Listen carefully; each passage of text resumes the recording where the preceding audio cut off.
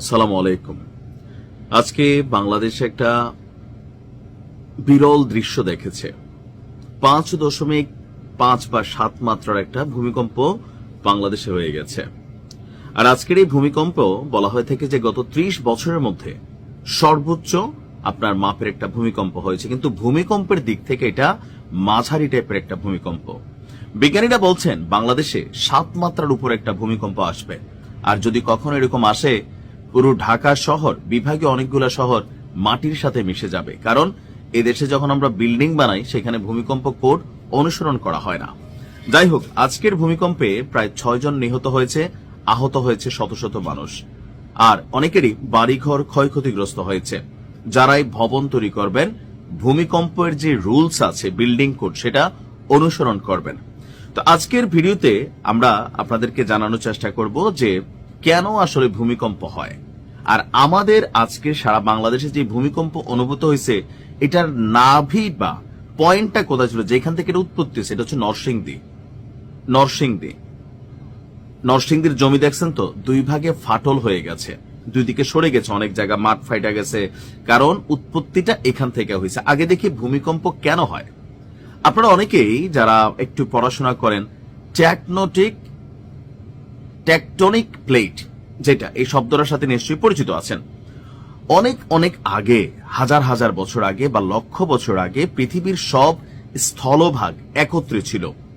পৃথিবীর উপরিভাগে কতগুলো অনমনীয় প্লেটের সমন্বয়ে গঠিত, যারা আস্তে আস্তে আলাদা হয়ে গেছে।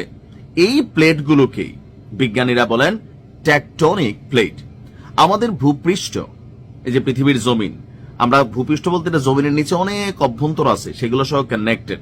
আমাদের এই ভূপৃষ্ঠ অনেকগুলো প্লেটের সমন্বয়ে গঠিত।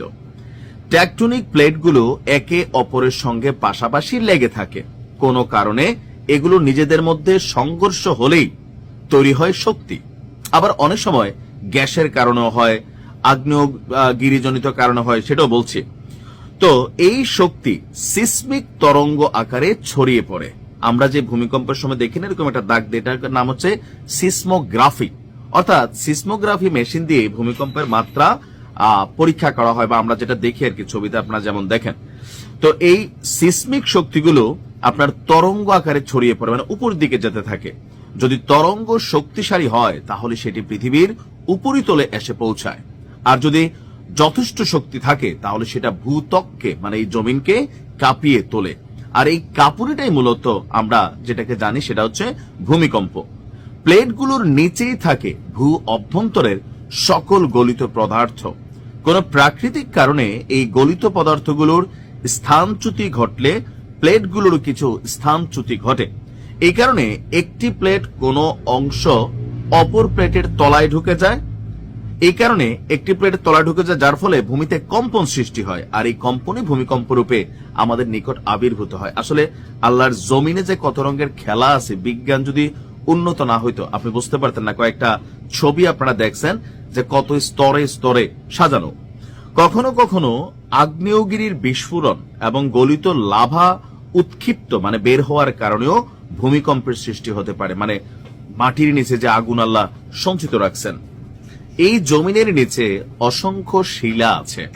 এই যে পাহাড়, পর্বত, শিলা আমরা যেগুলোকে বলি গারাইন্না আর কি, মাটির নিচে যে অংশটা, শিলাচ্যুতিতে বা শিলাতে ভাঁজের সৃষ্টি। চ্যুতি মানেই সরে যাওয়া, পড়ে যাওয়া, নড়ে যাওয়া।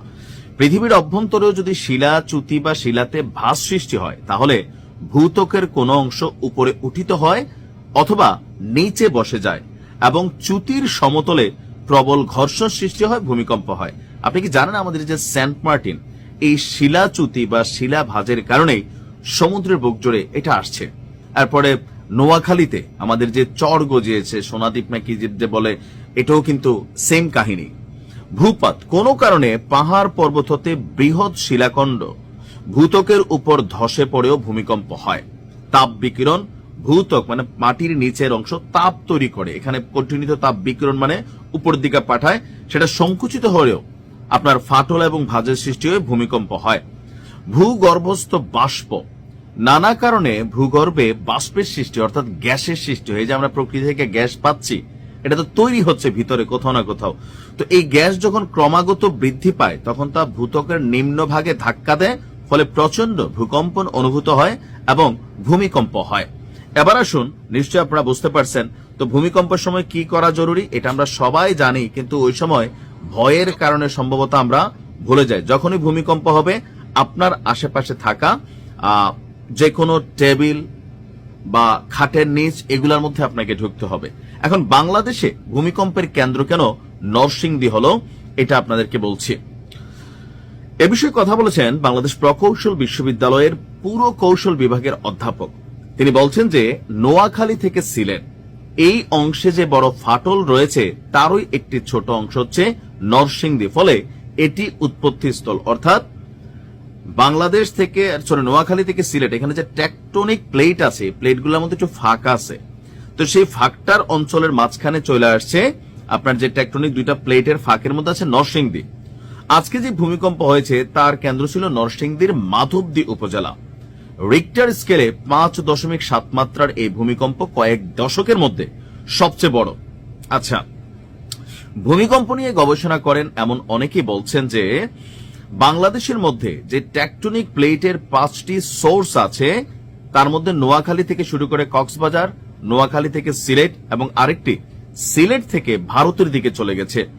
নোয়াখালী থেকে সিলেট এই অংশে যে ছোট্ট ফাঁক বা বড় ফাঁক সেটা হচ্ছে নরসিংদীতে। এর ফলে নরসিংদী এলাকায় ভূমিকম্পের উৎপত্তি হয়েছে। আল্লাহ আমাদেরকে হেফাজত করুক।